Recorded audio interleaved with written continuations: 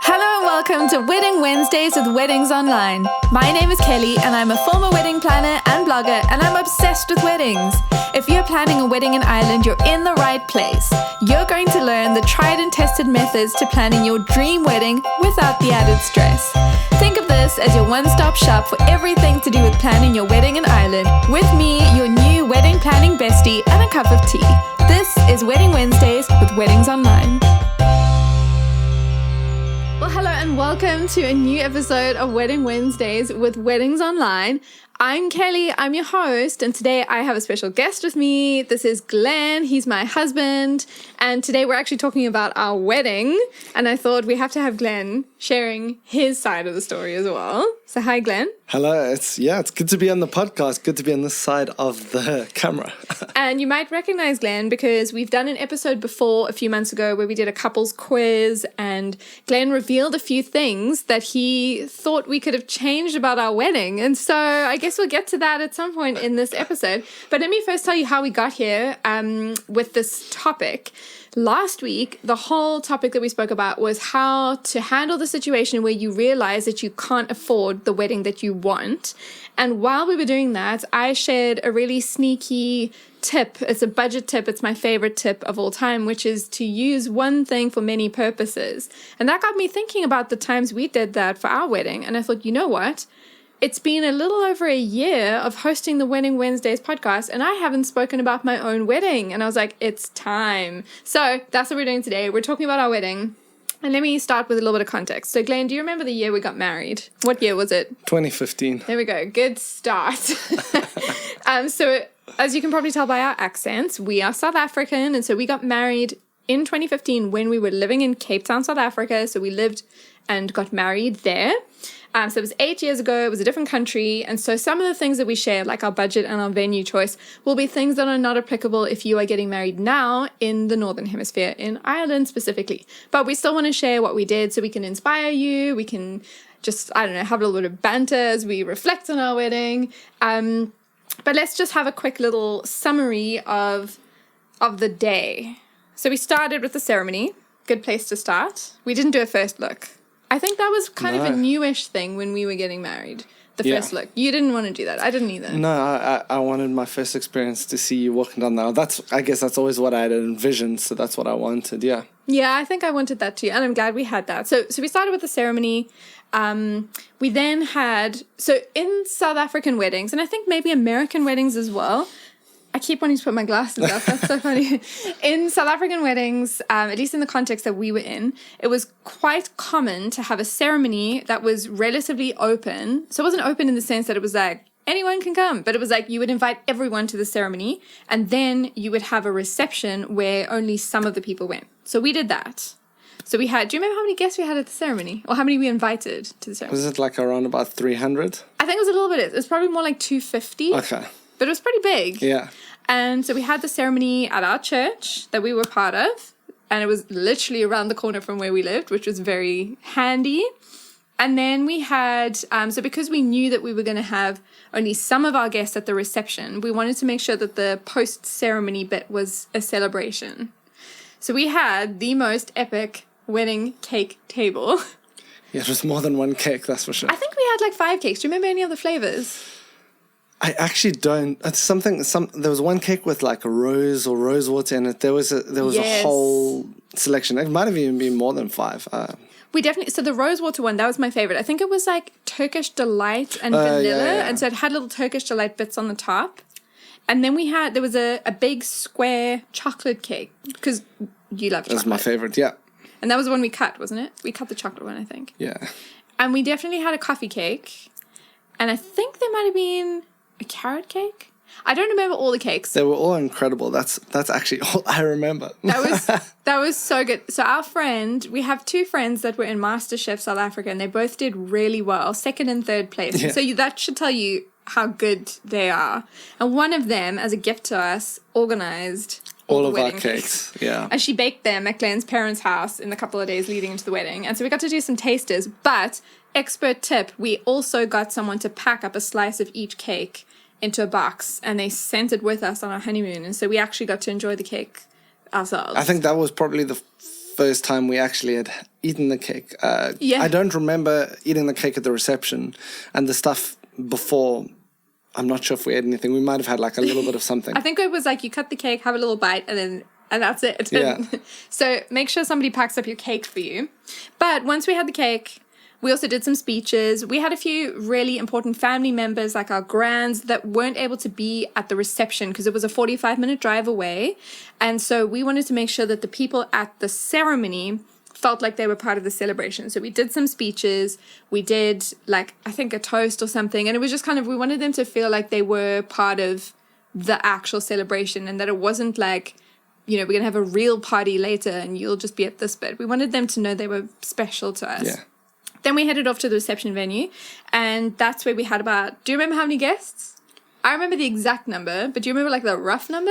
100? It was actually 111. Oh, wow. Including us. Okay.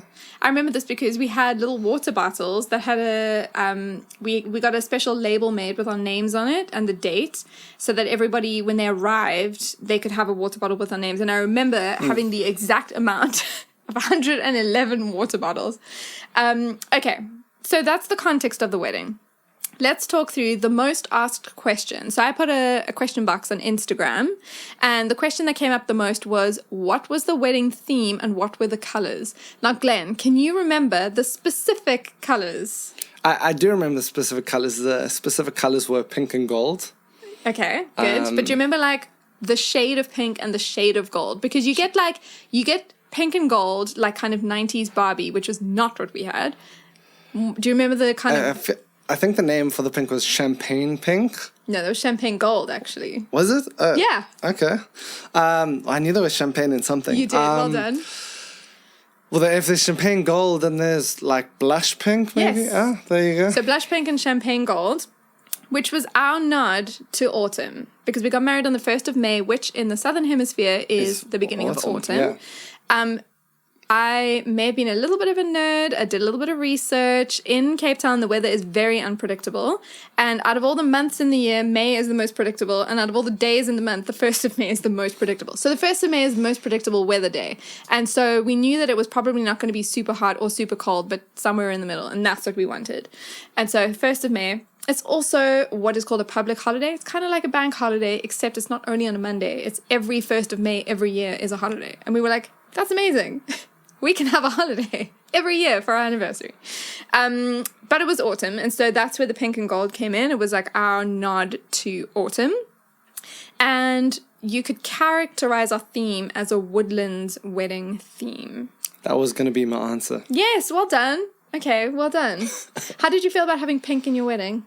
I didn't have any problem with that. I thought the color combination was great and, yeah, very tasteful. That's good. And real men wear pink, right?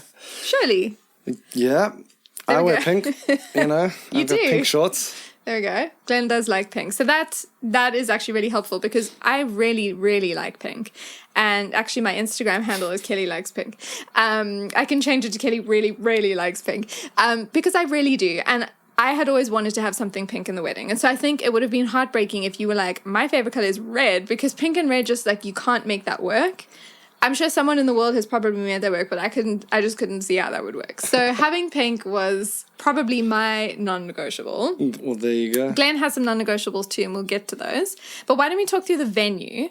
Do you remember the journey of looking for a wedding venue? Because that was really stressful. Yeah. Well, I remember you had started looking on Pinterest, and then we sort of looked at ideas of types of wedding venues together on Pinterest. And I think it probably gave us a bit of an unrealistic expectation of what was actually available in South Africa. Because we were really convinced we wanted to have a barnyard sort of venue for our reception, and turns out there are no barnyards in South Africa. I mean, there's some really used barns, you know, the ones that have like cows in them. Well, no barnyards that look like anything on Pinterest in South Africa. Yes. And so we spent a lot of time trying to find something like that, and then we couldn't. And then the first however long of finding a venue, any venue we looked at we didn't like because I think we had a particular, maybe unrealistic expectation of what we were looking for. Yeah. Until we realized that was the case. And then we changed our perception and venues started becoming more appealing to us. And then we found something that was actually as close to the concept of a barnyard, although in or more of like a Cape Dutch sort of style. And that's when we fell in love. We found our venue and fell in love with that. We did. So the process of looking for a venue. So what we would do is we would Google wedding venues in Cape Town, and then we would barnyard weddings. We did, but I think eventually we just started looking at like any venues just to see if we missed something. Yeah. And then we would look. We'd look at the website to see how many people they could host, and we'd try to find a pricing guide or information about their availability. We'd have to email people, and then we'd have to go and look at the venue. So we didn't have what the Weddings Online couples have now, which is the wedding venue finder. Because that would have been incredible help. Can you just imagine if we had just been able to put in our date and the location and how many guests we want, click a button and then get all the quotes. This is not me trying to sales pitch people here, but I'm just saying if I had a wedding venue finder back in 2015, I probably would have been a lot less stressed about finding a venue. That was the only stressful thing for us, was finding a venue. Just saying that, like, having to Google things and not knowing what the venue's like or anything like that, having a tool like that would have seriously been incredible. Yes. Yeah. So I know this isn't a sales pitch, but I will drop a link to the wedding venue finder, because if you're looking for a venue in Ireland, you won't have to Google wedding venues in Ireland like we were doing. So I'll tell you very quickly what we ended up looking for once we got the barn thing out of our minds. So we wanted a venue that could accommodate around 100 to 120 guests, because we had a guest list, but we obviously hadn't invited everyone, so we didn't know exactly how many people would be there, but it was around 100 to 120. We wanted it to be within a 45-minute drive of the ceremony, because anything further would mean people would need accommodation and everything, and we just wanted people to be able to safely drive home, which was quite standard with the group that we were friends with and the types of weddings that we all went to. We wanted an exclusive venue, so we didn't want anyone else hosting some kind of event or something and people walking across our wedding party and all that. We just wanted the venue to be ours. I had a very specific picture in my mind. I wanted to have one or two, depending on the size, 1 or 2 banquet-style tables. So I didn't want round tables. I didn't want small tables. I wanted long tables, and I wanted everyone to feel like we were at a big family feast. And I wanted it to feel like we were all at this big table or 2 big tables next to each other.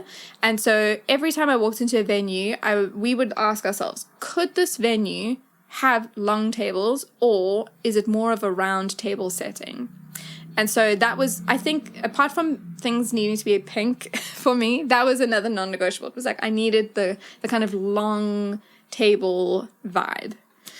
And a bonus, pretty gardens for photos. I don't know if it was on the list, but we certainly got that. That was certainly a bonus, yeah. Those gardens were incredible. I'm going to test you and see if you remember the name of the venue we actually booked. Lang Verwacht. Yes, Lang Verwacht. Okay, so it's on the wine route. There are a couple of wine routes in Cape Town. The one, like in the Stellenbosch side, is called Lang Verwacht, and that was the venue we had. And we actually found that through our wedding photographer's website. I don't know if you remember that, but our wedding photographers were friends of ours, incredible photographers, like world class. And I looked on their website just to see, because we like their style, and I thought maybe if we like their style, they've probably photographed weddings at venues that are similar to the style we are going for. And so that actually helped us find our venue.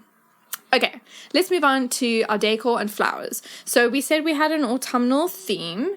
Do you remember the very first thing that we bought that actually inspired the specific decor that we went for? It was like a very random accessory. I can't say I definitely remember, but I'll hazard a guess. Yes, hazard a guess. I think it was like some sort of like woodlands creature, like some bronze or gold woodlands creature or something. You're close. It wasn't. It was gold, but it was actually the gold leaf headpiece that I ended up wearing on the day. Yeah, that's a great I don't remember headpiece. where we got it. I think it might have been Forever New or Accessorize or something, but we just saw it and we were like, we've got to buy this, and that helped us to really narrow down the decor style that we went for. So it was autumnal, it was pink and gold, and so we actually ended up having loads of gold leaves everywhere. Yeah. And so the gold leaf headpiece really helped us to decide that that was the direction we were going to go in.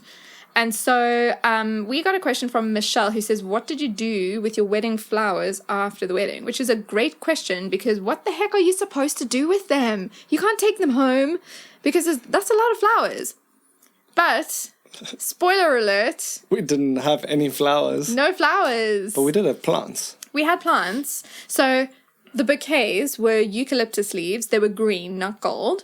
And so there were like long bunches of eucalyptus leaves with these really long, pretty pink ribbons tying them together. And then the centerpieces, we had like candles and we had little like deer figurines that we had spray painted gold. And then we also had the best part of our decor. Do you want to try and paint the picture for us of what that was? Yeah, so because we just made a decision, we didn't want to do any flowers, but we wanted plants because we love plants. So we thought having lots of different types of leaves, from fallen autumnal leaves that were painted gold, some all of them, I can't remember. I think they were all gold, yeah. But then in the centerpiece, the main piece of flora, I guess you could call it that. Yeah. We had these miniature trees. That like little forest trees. Like little forest trees, miniature forest trees that were just lined the two long tables all along the in the middle of the tables. And that was, it was a very unique look because I don't think I'd seen anything like that, which was... We definitely hadn't seen that before. Yeah, and so I was really blown away when I saw like everything set up for the first time because it was so beautiful, even though we had like no specific flowers. Yeah, no flowers. Yeah. Do you remember? You probably don't. I'm going to remind you of what inspired these trees. We went to a wedding about 3 weeks before our wedding, where our guest list and this wedding's guest list overlapped in a huge amount because we had lots of mutual friends. And when we got there, even though the couple knew that we were going to spray paint our little animal figurines gold, they had done the same thing. And theirs were copper, I think. And I remember thinking, oh my gosh, and for some reason I was like, this is the worst thing in the world. They've stolen my idea. And I panicked. Side note, no one cares except for you. And so if you go to a wedding a few weeks before yours and they've got an idea that's similar to yours, no one's going to notice. Yeah, it's going to be fine, I promise you. But I was sitting at this wedding in a terrible mood because I was like, they've stolen my idea. What are we going to do? This was like the thing that our wedding was going to be about, was these gold deer spray painted. And so I was like, I have to come up with a better idea. And so we stuck with the deer, because it was a good idea. Dear idea. I'm saying that a lot. But I was like, we need something else. And it just came to me. I was like, it's a woodlands wedding. What if we recreate the forest aesthetic and we have trees lining the tables? And so that's where it came from. Is that as late as when we decided yes, that? Wow. It was really late. And your dad hustled hard and he got us those trees. He had some connections. I don't even know where he had those connections. He told us that he couldn't tell us anything about it. It sounded illegal, actually, which, I mean, I still, to this day, have not asked him how he got access to One those. day we'll ask. I'll keep you posted. But yeah, that was the inspiration behind the trees. And yeah, they lined the tables, but they also had a dual purpose because, as I mentioned at the beginning of the episode, if you can have one thing for multiple purposes, that will save you money. And to answer Michelle's question about what we did with the flowers afterwards, we didn't have flowers, we did have the trees, and we didn't have to do anything with them because what did we do with them, Glen? We gave them as the wedding favors. Yes! So we printed little labels that said, watch our love grow. And every couple / family could take one of the trees. And we had one for ourselves. Side note, out of all of the trees, only one of them is still alive. Thanks to a friend of the family who is amazing at keeping flowers and plants alive. We are not. And so she's kept one alive. We had a running joke that as long as the trees were still alive, our love would be alive. And there's one that's still alive. So yeah, there you go. So yay. Okay. Let's go through just a little bit about the planning. I think we're probably not going to get through everything we want to get through. So I reckon we go through a little bit about the planning and then we pause and we will come back next week for part 2. Sounds good. Okay. So about the planning, I was a wedding coordinator at the time, which I've mentioned a few times. And so I took the lead, but we actually did everything together. I was really pleased with Glen. He was very hands-on, very actively involved in everything. I don't think there was anything that you didn't know about the wedding. Maybe like a couple of bits here and there that you didn't really mind about, and I just did what I wanted to do. But it was probably very minor. You were really involved, and I really appreciated that, which is why Glen is here able to talk about the wedding, because he actually knows what we had at our wedding. So for context, we got engaged. Do you remember the date we got engaged? I'll give you a clue. I was going to say the 24th of September, October. The 24th of October. No, that's not right. It was the 6th of September. So we both have these tattoos with the dates on them. 6th of September 2014. Oh, there you go. And we got married on the 1st of May. So we had about 8 months to plan the wedding, which is quite short when you think about it. A lot of Irish couples need a year, 2 years. Some couples take 3 or 4 years to plan their dream wedding. And so we really hustled and we did ours in 8 months. We didn't plan anything before we got engaged. I think I waited a day. We got engaged on a Saturday. The Sunday I was like, right, let's get the Pinterest boards out. But I distinctly remember in the initial phase of getting engaged, we had one wedding planning day a week. It didn't last long because obviously in 8 months you get to a point where you need to plan more than just one day a week. But it helped us to plan on certain days, to kind of save all the wedding admin for one day, and the rest of the week it was like, this is just real life for us. Normal stuff. We would, just hanging out with friends and not only talk about the wedding, which is really, really helpful. But now, Glen, speaking of the wedding planning stuff, you had a non-negotiable, and I would like for you to tell us about it. Yeah, so my non-negotiable was having a plated meal as opposed to a buffet. Because my preference was, I really like the idea of someone serving you a meal and having sort of everything sort of like intentionally plated for you. Yeah. And so because of that, I knew that I didn't want for our wedding to go to like a buffet and serve my own food. I wanted someone to serve me the food. You know what? You're the king for the day. Why not? Yeah. I like that. So that was Glen's non-negotiable. So it just meant that when we found a wedding venue, we were looking for one that had the plated meal option available. We got a question from Emma who asked about our budget. So remember that we got married 8 years ago in South Africa. So our budget was 100,000 Rand, which probably doesn't mean much to you if you don't understand Rands. But because it's a different, there's different cost of living and everything, I would probably say it was about the equivalent of 5 to 10 months' salary. That's probably the best way that I can explain it. At the time, that's what it would have been, depending on what type of job you had. So it's probably not helpful to know that it's around 5,000 euros because it feels like it's quite a small budget when you think about it. But actually, just considering that it was 8 years ago, it was a different cost of living. 5 to 10 months salary is about what it was. And we didn't put much into that. It was family that paid for that. And we are very, very thankful for that. Sorry. Why don't we pause there? Next week, we will cover our outfits. Spoiler alert, I didn't wear a wedding dress. We'll cover our entertainment, including the songs that we chose, because we had some very special songs. Another spoiler alert, we didn't do a first dance, but what do we do instead? I guess you'll have to come back next week to find out. We can talk about our food choices, because Glen, with your plated meal, I'm hoping you remember what we had. I'll test you. And we'll talk through some wedding hacks, wedding planning tips we have, as well as anything that we would change if we could go back in time. So come back for that. That's part 2 next week. But thank you for listening today. The Wedding Wednesdays with Weddings Online podcast is produced by me, Kelly, and mixed, mastered, and edited by Glen Hartman. For more wedding planning tips, advice, checklists, and more, visit weddingsonline.ie.